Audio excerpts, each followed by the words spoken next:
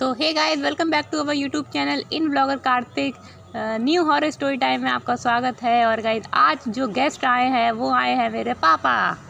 तो पापा बोलो कुछ। हेलो, आप सबको राधे राधे।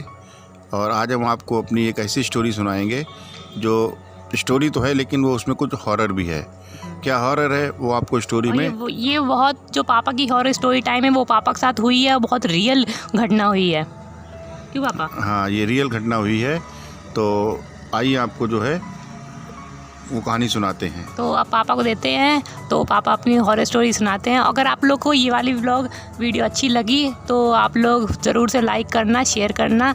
तो आप सुनते हैं पापा की horror story time. Hello friends, Radhe Radhe.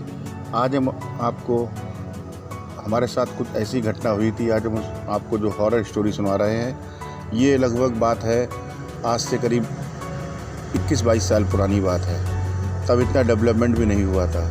तो पहले जो हमारा जो पुश्तैनी घर था वो शाहजहाँपुर के मोहल्ला हयातपुरा में था। तो उस समय हमारा कैलेंडर का सीज़न हुआ करता था और हमें रोज़ शाम को हम 7 बजे यहाँ से बरेली जाते थे अपना माल लाने के लिए। और फिर रात में वहाँ से लगभग 11 बजे रक्सौल दिल्ली ट्रेन चलती थी, दिल्ली से रक्सौल।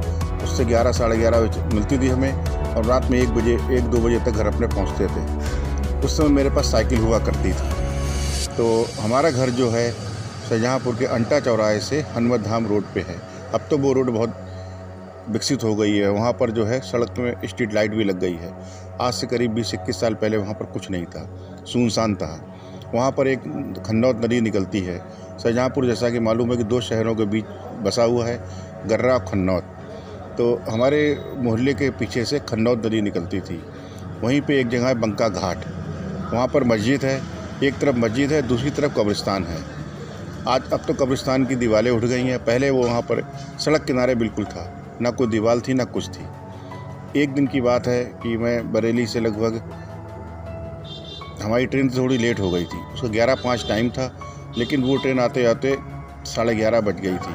और शाहजहाँपुर आने के लगभग 1.25 घंटा 1.5 घंटा लग जाता था। और लगभग 1 बजे के बाद हम स्टेशन पे उतरे, क्योंकि हमारे रोड की अंटा चौराहे से हमारे घर की शॉर्टकट रास्ता थी इसलिए।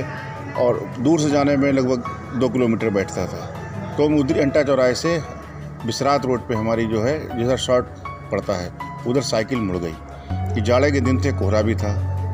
और जैसे तैसे करके हमने अपनी साइकिल आगे बढ़ाई और वह स्थान जहाँ पर कब्रिस्तान आने से पहले मुझे वहाँ पर कुछ रोशनी दिखाई पड़ी। एक कोहरा तो था, नदी किनारे का था तो कोहरा तो था, तो वहाँ पर हमें कुछ थोड़ी रोशनी दिखाई पड़ी। तो हमने कहा पता नहीं यहाँ पर क्या है। जैसे पहुँचे तो कब्रिस्तान में हमें कुछ सफ़ेद कपड़े पहने हुए कुछ लोग दिखाई पड़े। कब्रिस्तान रोड पे ही था? हाँ, कब्रिस्तान रोड पे था। और उसकी दीवार तो थी नहीं, पास से सड़क निकलती थी। और वो उस समय रात के 1 बजे बिल्कुल सुनसान थी। उस समय तो उतने कुछ सवारी भी नहीं थी। लगभग 1-1:30 बजे का टाइम हुआ होगा वो उस समय। तो हमने देखा कोई कब्रिस्तान में कुछ लोग, एक गैस बत्ती जल रही है और वहाँ पर। तो मैंने सोचा शायद किसी की यहाँ पर ये लोग वो करने आए हों, क्रियाक्रम मतलब दफनाने आए हों। तो हम चले गए। जब हम घर पहुँचे तो हमने टाइम देखा तो हमने कहा वो तो, जब हम पहुँचे तो हमने टाइम देखा लगभग 2 बजने वाले थे। जब 2 बजने वाले थे मैंने सोचा कि इस समय 2 बजे कौन हो सकता है कब्रिस्तान में। अच्छा, मुझे इतना तो पता था कि जो मोहम्मदन लोगों का जो दफनाने का, मुर्दा दफनाने का समय होता है वो नमाज के बाद होता है। ये तो मुझे पता था। सुबह की नमाज़ होती है, दोपहर की, या शाम को 3 बजे या 6 बजे, या रात में होती है आखिरी नमाज उनकी लोग 8-9 बजे होती है। वो तो आप लोगों को पता होगा।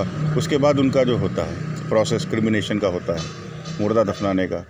तो लेकिन अगर कोई 10 बजे भी लेके जाएगा तो वो भी अपना जो है 11 बजे तक खाली हो जाएगा। वैसे आपको 1 बजे दिखा? वो उस समय 1:30 बजा था। जब घर पहुँचे तो लगभग 2 बज चुके थे। तो वहाँ पे कौन था? तो हम यही सोचने लगे कि उस समय वहाँ पर कौन था कब्रिस्तान में। हाँ, कितने लोग थे वहाँ पर? हमें 7-8 लोग दिखाई पड़े लगभग। रात को 1:30 बजे 7-8 लोग? हाँ, कब्रिस्तान के अंदर। और एक गैस बत्ती जल रही थी। तो मैंने उस समय सोचा कि वहाँ पर शायद किसी को मुर्दा वो करने आए हो। खैर कोई बात नहीं है। जो फिर हम सुबह सो गए।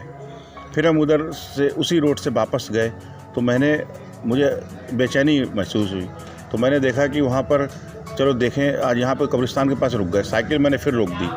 तो मैंने देखा कि वहाँ पर कि शायद कब्रिस्तान में जो होता है कवर के ऊपर सफ़ेद चादर तो पड़ी होती है, होती नहीं होती सफ़ेद चादर। तो मैंने कहा, मैंने रुका, मैंने देखने लगा, तो उस समय मुझे वहाँ पर कोई सफ़ेद चादर दिखाई नहीं पड़ी। अक्सर होता है कि जब तक हम कभी निकलते थे दूसरे दिन वहाँ पर सफ़ेद चादर मुझे मिलती थी, देखने को मिलती थी। लेकिन मैंने उस समय ख़ास तौर से वहाँ पर रुक गया देखने के लिए कि रात में जो यहाँ पर अगर हुआ होगा तो सफ़ेद चादर धोनी चाहिए, कफन जिसे बोलते हैं। लेकिन मुझे वहाँ पर कोई भी सफ़ेद चादर कुछ नहीं दिखी। अब मैं शौक मुझे लगा कि वो कौन थे, रात को 1:30-2 बजे वहाँ पर कौन लोग थे। अगर कोई होता तो दूसरे दिन उसकी सफ़ेद कफन होता वहाँ पर, वो मुझे नहीं दिखा। वो आज तक भी वो चीज़ वो है, रहस्य में है। आज भी जब कभी सोचते हैं तो थोड़ा सा डर भी लगता है। क्या था वो, कौन 7-8 लोग मुझे सफ़ेद कपड़ों में दिखे, उनके चेहरे मुझे नहीं दिख रहे थे क्योंकि वो थोड़ा दूर था, वहाँ पे झाड़ियाँ थी। हाँ, झाड़ियाँ भी थी। अब तो कब्रिस्तान में वो लाइटें लग गई हैं, पहले कुछ नहीं था। तो यही एक जो है स्टोरी टाइम में हमें बता रहा हूँ कि क्या मेरे साथ ऐसी घटना हुई थी कि वो कौन लोग थे। जो आप लोग, अगर आपके साथ कुछ ऐसा हुआ हो तो आप लोग भी बताइए, शेयर करिए।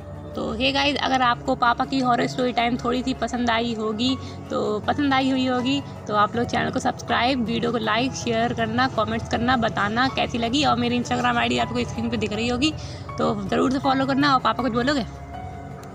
आप लोग को अगर कार्तिक की स्टोरी टाइम कैसा लग रहा है, कहानी कैसी लग रही है, ये सब रियल स्टोरी हैं, कोई फेक नहीं है। जो हम लोगों के साथ कैसी घटना हुई है वो बताई जाए। आप लोगों के साथ अगर कभी ऐसी कोई घटना हुई हो तो आप इंस्टाग्राम पे DM करें तो आपकी भी कहानी शेयर की जाएगी। तो हम मिलते रहेंगे ऐसी नेक्स्ट वीडियो में, तब तक के लिए बाय बाय।